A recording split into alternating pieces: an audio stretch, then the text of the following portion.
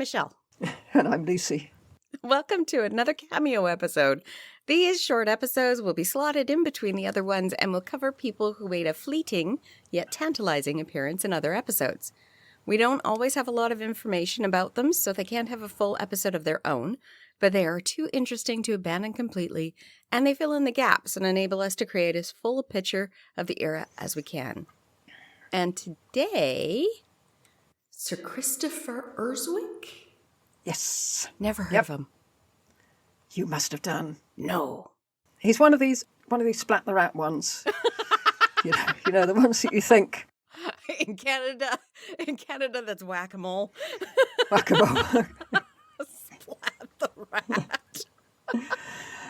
Yeah, he's one of these. He pops up, you think, oh, good, lots of information about him, and then there's a sentence, and then he disappears again. And you think, Right. But I'm sure you will recognise him. Okay.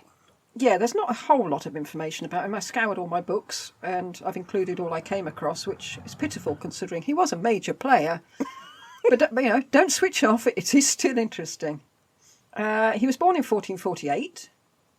There, that's interesting. His parents were lay brother and sister of Furness Abbey. Lay brother and sister? Oh, so they lived in the abbey and did work there, but they weren't actually a monk or a nun. Yes. Okay. Yeah. Although I thought that would probably push Christopher along the religious path if he's been brought up in a monkery. Yeah. In 1482, Urswick entered Margaret Beaufort's life, possibly via her third husband, Thomas Stanley. Okay. He became Margaret's chaplain and confessor. How does he get so well connected right off the get-go? Well, there's obviously a big gap there. Yeah. He must have been up to something. Must have been impressive. He was described as, quote, an honest, approved and serviceable priest, unquote, which is okay, I suppose. Okay, honest, good. Approved by whom? I don't know. And serviceable. Serviceable. You're not fantastic, but you'll do. High praise indeed. Very much, yes. He must have been absolutely thrilled with that. Margaret also gave him the rectory of Puttenham in Hertfordshire, and I came across a rather wonderful 3-part fictional rendition of Urswick's life on the Puttenham in Hertfordshire website. Really? And it's rather touching, because to read the story, you'd assume that Urswick's time in Puttenham was the highlight of his life. And certainly the most important time.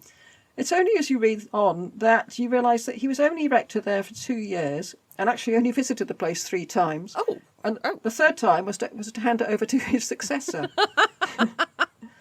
But according to this story, forever after, he would say that such and such a building reminded him of the beautiful church at Puttenham and the happy time he'd spent there. Oh, I wonder nice, if he did. Well, didn't spend much time there. They might have been happy, but it wasn't long. But yeah, people are like that about their own village and town, aren't they? You think, oh, well, he came to Puttenham. He must have loved it here. Yes. I do. We've also heard in Bray's episode how working for Margaret at this time meant acting as spy and go-between during the Buckingham Rebellion, and when that failed, with a plan to crown her son. I put here son Henry, but I think by this point people probably know who her son was. George. Margaret had intended to send Urswick with a message to Henry. This is when Henry was in Brittany. Ooh. But then she heard of Buckingham's plans and decided to send Hugh Conway instead. I'm not sure if he felt he was more expendable. But we know Hugh Conway. Yes. He was the one who tried to tell Henry that Francis Lovell was planning to sneak out of sanctuary, and then felt that he was being set up as the baddie because Henry didn't believe him. Yes, even though he was right. Yeah. And then we met him at Sir Richard Namfan's house, advising anyone who'd listen not to bother to tell Henry anything. But anyway, while Conway was smoozing with Henry, Urswick made several trips to Flanders to negotiate the marriage between Henry and Elizabeth of York, once they'd been given the go-ahead by Elizabeth Woodville. Mm-hmm. I'm not sure why he had to go to Flanders to do this. I don't know, because isn't that where Margaret of York is? Yeah. Yeah, Burgundy, Flanders. I couldn't... That seems like a bad idea. Oh, well, at this point, Margaret of York isn't evil. Well, from our point of view. No, but But she still wouldn't want Henry to marry her niece. Yeah, No. niece. No. I wouldn't have no. thought. No, I don't know why in Flanders. It's hard to say, because I've also discovered that Margaret Beaufort and Margaret of York were cousins. So technically they come from the same stock. So maybe that would have been a reasonable thing. Who knows? Because Edward IV at one point suggested the marriage. He did, yeah, that's true. So Yeah. maybe it wasn't such an odd thing to do. But the whole purpose, unless they didn't tell Margaret of York this, the whole purpose of Henry and Elizabeth marrying Was was to so that take Henry over could the become country. king. Yeah. Get rid of her brother. We're just following the king's instructions. Just be quiet. Yeah. So I don't know why he went to Flanders to do this. But he was in Brittany too, although he wasn't there all the time. He was obviously more useful as someone who could buzz about between England, Flanders and Brittany. So, which is what he did. Maybe he didn't suffer from seasickness, so they thought, oh, send Yeah. Chris. And he spoke every language. Probably. And he obviously went to the north of England, since he was sent there to try to coax Henry Percy into the rebellion. But if you remember, he couldn't find him. Right. And he didn't dare leave the message with Instruction anybody with else. somebody else. No, that would be stupid. It would. And he doesn't come across as stupid. Could you hand this to him, but never open it? Don't look at it. Yes. Don't give it to It's anybody very else. boring. Yes. You'll be very bored. Don't Yes. look at it. Yes. In 1484, Urswick was sent by John Morton to warn Henry that the man who had taken over Brittany while the Duke was ill, Pierre Landois, was in league with Richard III, and that sounds bad, doesn't it? In league with, it Yes. automatically turns evil, to surrender Henry and Uncle Jasper in exchange for English protection of Brittany. And this always makes Landois sound like some moustache-twirling villain, doesn't it? But actually, it makes a lot of sense for Brittany. They needed protection. I mean, who were these Tudors anyway? Yeah. Why not send them home? Yeah. I'm sure they'd be fine anyway. I mean, what's the worst that could happen? And if something does happen, it's in England. It's not here. Yes, just don't tell us about it, make us feel Yes. guilty. Well, Urswick stayed with Henry as his chaplain and confessor, so that's another example of Henry accepting his mother's judgment as to whom to have around him. Yes. When things got too hot for Henry in Brittany, Urswick was one of the few people who accompanied Henry on his flight to France, because Henry left most of his people behind. By that time, I think there were about 200 of them, weren't there? Yeah. And there was It only a still handful. wasn't very much. But there was only a handful of people who made this escape from Brittany, and Urswick was one of them. Confessors are important, I suppose. But they pretended they were going for a little jaunt with a few friends, and when they were safely hidden by the woods, they changed into servants' clothes and got the hell out of Brittany as fast as they could. Run! Landois men were hot on their heels, and they only just managed to cross over to France in time. Or Urswick had been sent on ahead to the French court to check that their arrival would be welcome. So I read both. So take your pick. Urswick was still with Henry when he landed at Milford Haven, and he marched up through Wales with him. And I wondered, when Henry surreptitiously met with the Stanleys, was Urswick there? Because he already knew the Stanleys, he'd worked for Thomas, so it would make sense. But unfortunately, we don't know who was there or what was said. Oh. But Shakespeare does. Oh. Richard III, Act 4, Scene 5, enter Darby, that's Thomas Stanley, and Sir Christopher Urswick. Okay, you be Darby, I am Darby. and I'll be Urswick. Okay. I am not good at acting. Sir Christopher, tell Richmond this from me, that in the sty of this most bloody boar, my son George Stanley is franked up in the hold. If I revolt, off goes young George's head. The fear of that withholds my present aid. But tell me, where is the princely Richmond now? At Pembroke, or at Haverfordwest in Wales. What men of name resort to him? Sir Walter Herbert, a renowned soldier, Sir Gilbert Talbot, Sir William Stanley, Oxford, redoubtable Pembroke, Sir James Blunt, and Rhys ap Thomas with a valiant crew, and many more of noble fame and worth, and towards London they do bend their course, if by the way they be not fought withal. Return unto thy lord, commend me to him. Tell him the Queen hath heartily consented. He shall espouse Elizabeth her daughter. These letters will resolve him of my mind. Farewell. Well, the Queen had heartily consented this quite a long time ago. Yes. Otherwise, all those Yorkists wouldn't have followed him into Not Wales. at all. I was wondering. It's like, okay, now I'm going to tell you the Queen says yes. Didn't she a long time ago? Yes. Margaret and the doctor? Yeah, did nobody tell Thomas this? And he thought, oh, I'll pass on the news. And everyone said, oh, good. Don't tell him, it'll upset him. But that was Urswick's 15 minutes of Shakespearean fame. So, Well, that immortalizes him. it does. Yeah, I'd expect lots of people look at Richard III and think, who's the hell's Sir Christopher Urswick? As we know, Henry rewarded those who stuck with him. Mm-hmm. That's one of my things that I like the most about Henry. He didn't neglect the people. I don't know, I suppose in some way you could look at it as cronyism, and it did cause resentment, didn't it, from the people Who didn't? who didn't go with him? Yes.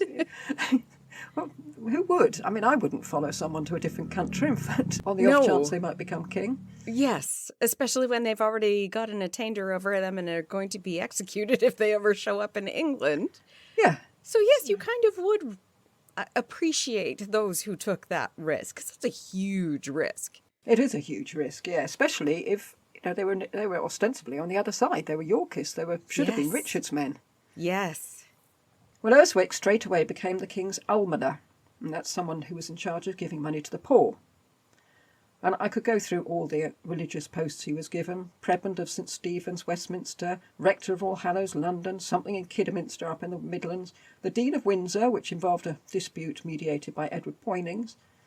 But it wouldn't mean much to most people, and there were so many of them. Oh dear. So you did a quarter of them. Did you do any of them? I don't know. Sinecures. I mean, presumably he wasn't quite as busy when he had Puttenham in Hertfordshire, and he'd only went there 3 times. Maybe that's why it was such a lovely time. But one of the first things granted to him were all the goods and chattels of felons, and all deodans falling to the crown. Now, I had to look this up. Deodans are either things given to God, or an object or instrument that becomes forfeited because it has caused a person's death. Ah. Which makes you wonder, what did Urswick do with this stuff, and did he actually want any of it? Ah. Well, the chattels, yes, that's a great thing, because you just got land and all property, including like bulls and everything. They counted everything at that point in time. And here, this is the anvil that fell on that small child's head. Yeah. I don't... Yeah, no. Unless he was opening some sort of Pawn creepy shop? museum or something. Yes. Don't ask what happened with this, and it'll be fine. Especially since how superstitious they were about spirits and ghosts. Well, I know that Paracelsus, who was sort of the father of medicine, really, when it stopped being crazy medicine and started being only fairly crazy medicine. But one of the things he did was he'd bind the wound, but he'd also bind the sword that had made the wound. Yes. Because it had some sort of sympathetic bond with the Yes. wound it had made. So he wasn't that sane, his thinking, but yeah, so maybe the idea is you take all these things away, you put them somewhere safe, and so they can't release their sympathetic evil. I don't know. I don't know. I must look into that. I've only just thought of that. Perhaps I should have thought of that before we pressed record. You'd have to pay for that. So he'd be getting something for free, but paying for somebody to bind it, or just not binding it and just not telling people that you're selling it to. Oh, Yeah. I don't know. The superstition in there. This is good. This is a perfect time to talk about it. We're almost to Halloween. Halloween That's true. 2023. Yes. I love Halloween. Well, I've said here more interesting were the embassies he was sent on, but actually I'm not sure they were. I think that was quite interesting. Yes, me too. And as with many of the people we've covered, they were a disparate bunch of missions that he was sent on. In February 1485 to 6, he was envoy to Pope Innocent VIII, and I don't know why it's 85 to 6. In the article about him in the Oxford National Dictionary of Biography, all the dates are listed as 2 consecutive years. Maybe someone Couldn't tell me decide why. When did they make that? When did they make that book? What, the list? article? Yeah. I don't know. It won't be that old. So then, could it be because they changed from the Julian calendar to the Georgian calendar after that? So the year flipped? No, this is a recent article. I don't know why it has 2. That's an unusual thing to do. All the way through. That's irritating, actually. Yes. I know it doesn't come across that much when we're talking. Well, maybe not. But I desperately need those dates for framework because we're inserting so many other people that if you don't have that framework, you end up muddling where and who and what is going on. Yes, which is why if you look on our website, I've made a timeline. Yes. And I add to it after every episode. And Thank you. Partly for us. Yes. But also, I do like to see what's happening at the same time, because I remember the day after or the day before the Battle of Blackheath was the day that Juan Borgia got stabbed and shoved in a river. Yes. And I thought, I found that quite gratifying for some reason. I don't know why.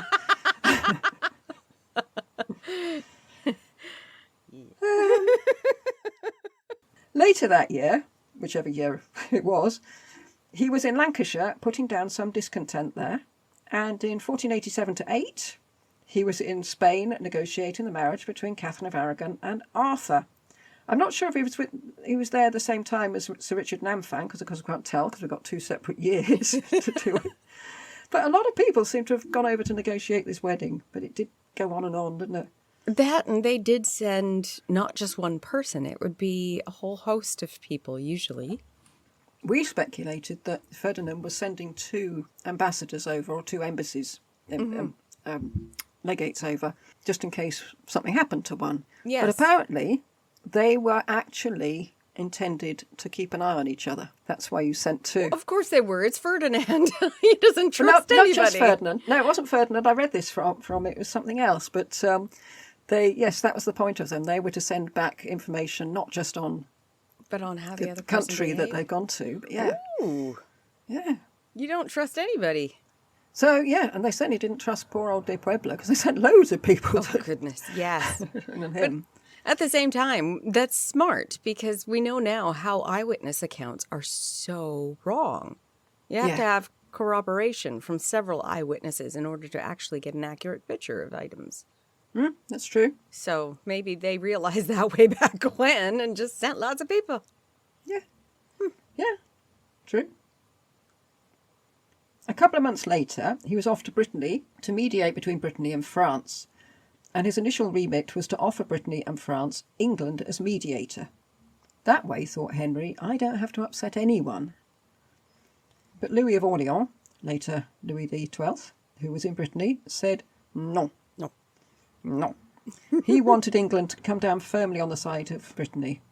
He was already in love with Anne. And France just made use of this delay to keep hammering Nantes. And incidentally, Urswick was in France trying to sort this out at the same time that Sir Richard Edgecombe was doing the same thing in Brittany.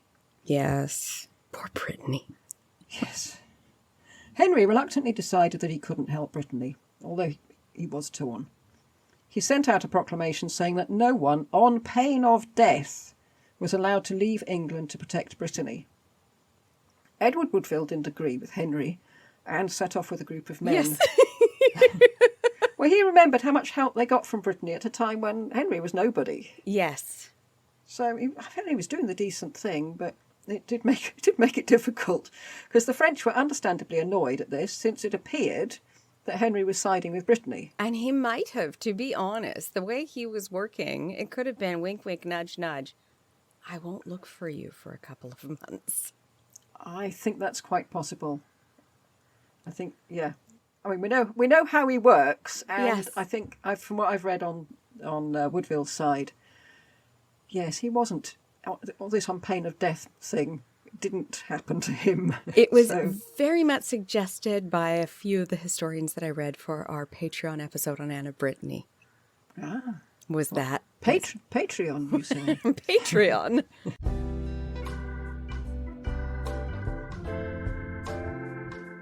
Tudoriferous Patreon. I wear nothing else. Yes, that Henry said, I couldn't possibly get involved. Henry, go quick. Yes. But you said, no, just go. Just go. We'll find out that you have left later when it's too late to come get you. Polydore Virgil said, quote, the English ambassadors began to be fearful for their safety, unquote. And one of those ambassadors was Christopher Urswick. Because Henry sent a letter to France to tell them that Woodville was a loose cannon. It's nothing to do with me. But we know he is gone. He's packing right now. He hasn't left yet. You need to get out of there before he arrives. I remember reading that. It's like the letter that he was a loose cannon left before the loose cannon had. It was just delayed delivery.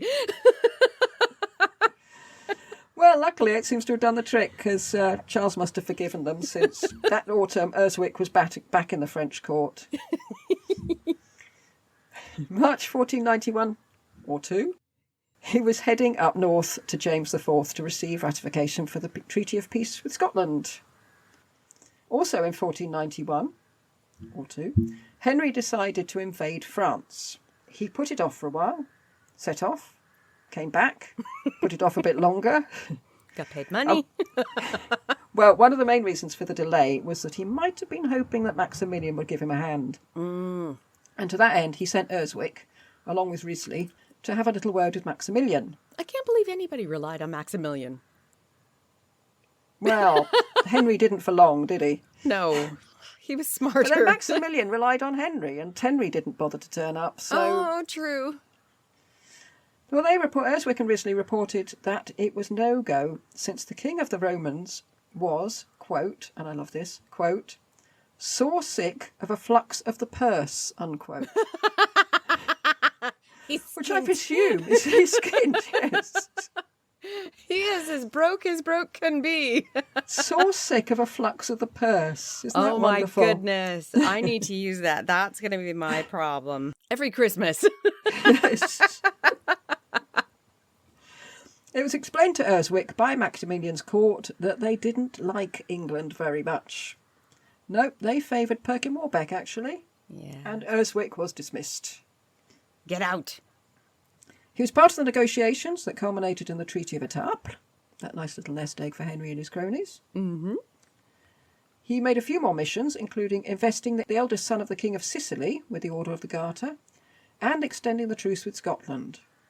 He was present at the meeting of Henry and Philip the Fair that we looked into in Lady Catherine Gordon's episode, that time when they hunkered down in a church for no apparent reason and ate cherries and drank hippocras. Oh, man. So he was there knocking back the hippocras. And then his diplomatic missions end. And it may have been that he just had enough on his plate with all his ecclesiastical positions. It doesn't seem he was disgraced on any of these missions. Oh. He hasn't fallen out of favour? Doesn't seem to. We'd have a proclamation if he had fallen out of favour. Yeah, no, there didn't seem to be any sign. Huh.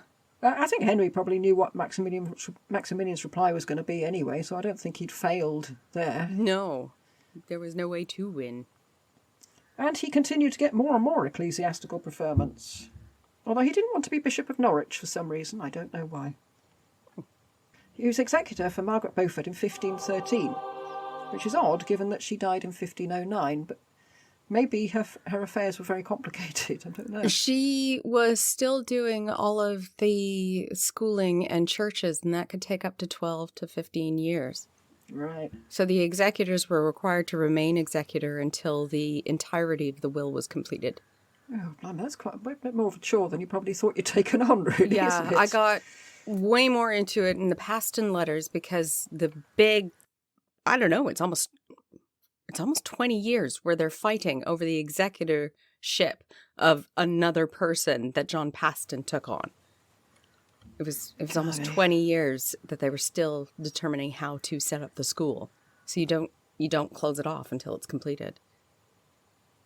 Well, he was like, it's odd. It's put down to one particular year then for him. Mm-hmm. We spent much of the rest of his life in Hackney, now in London, and he became friends with Thomas More and Erasmus, which shows he must have been quite the intellectual heavyweight. Yeah. They didn't suffer fools gladly, I wouldn't think.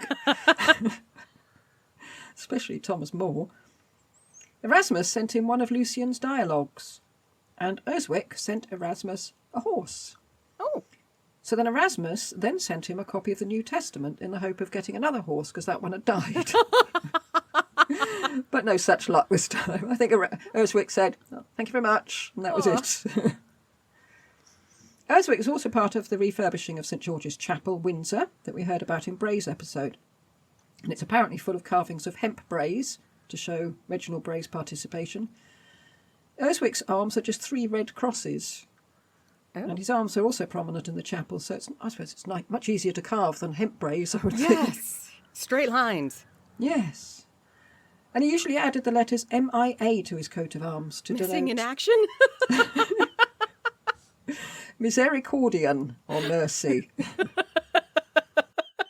And the chapel in the northwest corner there is called Urswick Chapel, although this was taken over by the cenotaph of Princess Charlotte, wife of George III, or Mrs. King, if you've seen the film.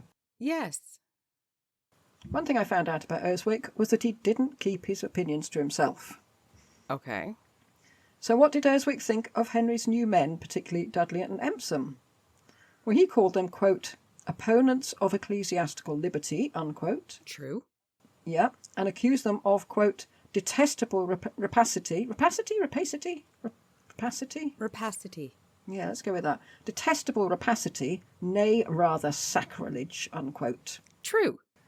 So he's not big fans of the Chuckle Brothers, old Urswick.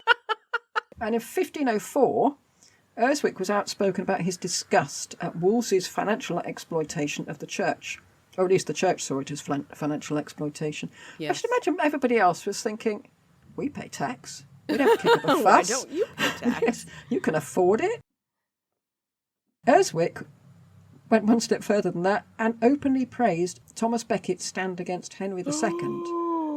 And I tried to find out if there were any repercussions about this, because we learnt in the Relics episode that Henry VIII was not terribly keen on Becket. No. In fact, he had his bones burnt. Yes, because he was a traitor to the crown. Yeah. That's dangerous, saying that with Henry VIII around. I would have thought so. Ooh. We might find more information next season on that one. Urswick died on the 24th of March, 1521, or 2. Age 74. Or 5. He was buried in Hackney, St Augustine's Church, that he was in the process of rebuilding. And in his will he left 6 shillings and 8pence to, quote, the poor man that comes to me from Kentish Town, unquote. I love those little things, because you think, what's the story behind that? Yeah. And 3 shillings and 4pence to the mother-in-law of one of his servants. And all legatees were asked to pray for his soul. He had 2 brass plates over his grave which listed his 11 diplomatic missions, implying, I'm afraid, that being rector of Putnam in Hertfordshire does not appear to be the highlight of his life. That's Sir Christopher Urswick. That was a good one. Quite a tiny nutshell. Yes, but I like it. Yeah. Talk about being brave. Putting forth the Thomas Becket with Henry. Brave, foolhardy? I'm not sure. Yeah, you quickly went to his death next, so I'm not sure if there's a relation between the two. I'm assuming true. not, or he wouldn't have gotten such a good place to be buried. Well, unless he knew he was dying and thought, I'll get it in now. I like Thomas Becket. Wow. Cool. So, I can't think of anything else to say, so I'm just going to say goodbye. Goodbye. We must do something better than that. We really should.